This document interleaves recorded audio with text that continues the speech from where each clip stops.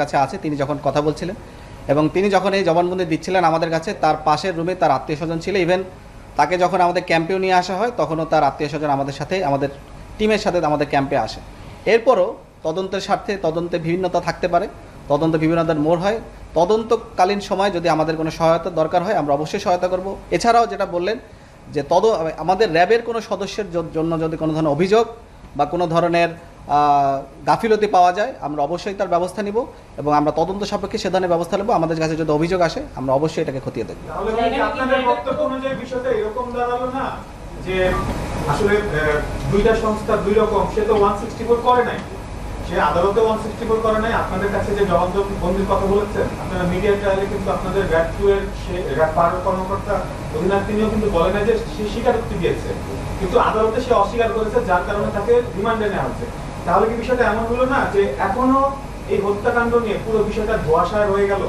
আপনার মনে হয় স্বীকারোক্তি কিন্তু অনেক ধরনের আছে, নিজে স্বীকারোক্তি দিতে পারেন, ম্যাজিস্ট্রেটের সামনেও দেওয়া যেতে পারে এবং এই স্বীকারোক্তি দেওয়া মানেই যে তিনি স্বীকার করে ফেললেন, ঘটনা প্রমাণ হয়ে গেলে এটি কিন্তু না। এটি তিনি যেখানেই স্বীকারোক্তি দেন না কেন পরবর্তীতে কিন্তু সেই যে জবানবন্দি বা স্বীকারোক্তি দিয়েছেন তিনি কিন্তু যে কোনো সময় সেটা পরিবর্তন করতে পারেন। এটা তার অধিকার, তার আইনগত অধিকার এটা, সে কিন্তু যে কোনো সময় এটি পরিবর্তন করতে পারে।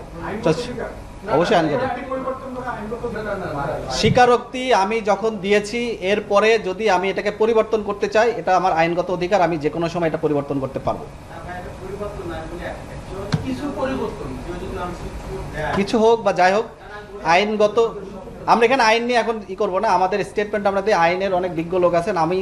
আমি যেটা বলতে চাচ্ছি, কেউ যদি কখনো কোনো স্বীকারোক্তি দেয় সে পরবর্তীতে এটাকে পরিমার্জন করতে পারবেন, এটা তার আইনগত অধিকার।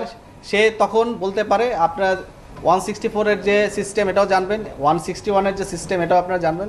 আপনারা অনেক ভালো সাংবাদিক, আমার থেকে বেশি জানেন। কিন্তু আমি যেটা বলতে চাই, আমাদের কাছে তিনি যে ধরনের তথ্য দিয়েছিলেন এবং যে সমস্ত আলামত আমরা তাকে উদ্ধার করেছিলাম তার ভিত্তিতেই মূলত আমরা এটাই করেছিলাম।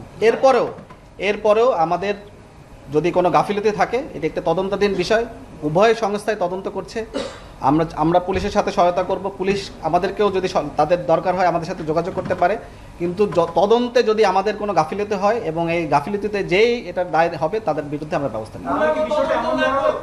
তদন্ত না করে এইভাবে একটা ছেলেকে মিডিয়ার সামনে এনে তার মায়ের বলা, এই মিডিয়া ট্রায়ালের দায় কি র্যাব নেবে কিনা? কারণ এখানে আরেকটি সংস্থা তদন্ত করে দেখেছে যে পুলিশ তারা বের করেছে যে ভাড়াটিয়া, তাহলে আপনাদের তদন্তে তো আসে নাই। আপনারা তদন্ত পূর্ণাঙ্গ না করার আগে একটি মানুষকে খুনি দায় করিয়ে আপনারা মিডিয়ার সামনে ট্রায়াল দিলেন কেন? আমি যেটা বলেছি যে তার দেওয়া তথ্য মতে এবং তার সাথে নিয়ে আমরা যে সমস্ত আলামত উদ্ধার করেছি সেটার ভিত্তিতেই আমরা আপনাদেরকে জানাইছি।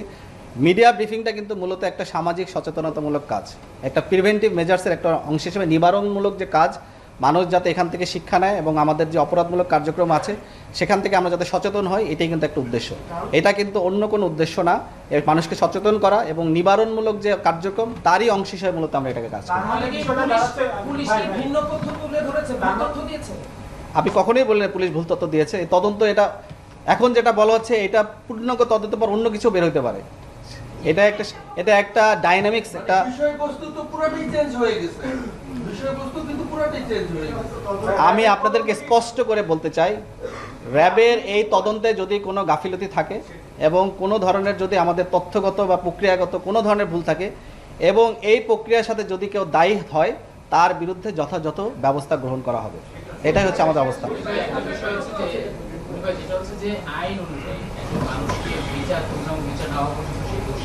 অবশ্যই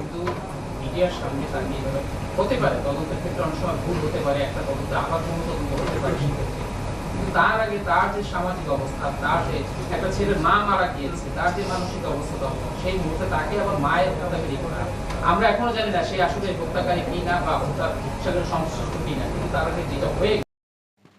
আপনারা দেখছিলেন ট্রেন্ডিং টুডে বিডি। চ্যানেলটি ভালো লাগলে সাবস্ক্রাইব করুন। ধন্যবাদ।